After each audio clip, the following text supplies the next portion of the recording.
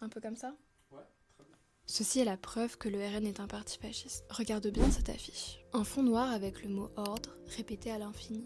Au centre, on retrouve Thierry Mariani, candidat du RN pour la mairie de Paris. À première vue, c'est un visuel de campagne assez banal. Problème, c'est une référence à un monument fasciste des années 30. On est en 1934, Mussolini veut marquer les esprits pour son référendum. Il décide donc de transformer le Palais Braschi de Rome, un mur de cire répété une centaine de fois, dominé par le visage du dictateur italien. Même fond noir, même répétition, même figure autoritaire. Le but est de vendre l'idée d'une capitale devenue dangereuse et qu'il faudrait reconquérir. Mais ça va bien au-delà. En communication politique, c'est ce qu'on appelle un dog whistle. C'est une référence cachée, assez subtile pour ne pas inquiéter le grand public, mais parfaitement comprise par les militants extrémistes. C'est l'outil du double jeu parfait. Il permet au RN de flatter sa base radicale tout en gardant une vitrine respectable.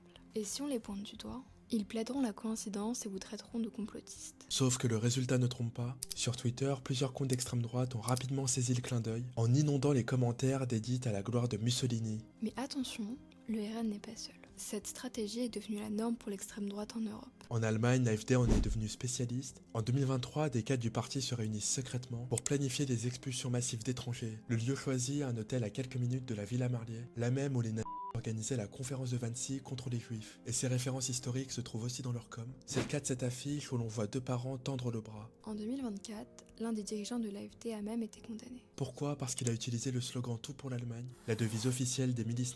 Alors énorme dog whistle ou simple coïncidence? Donne ton avis en commentaire.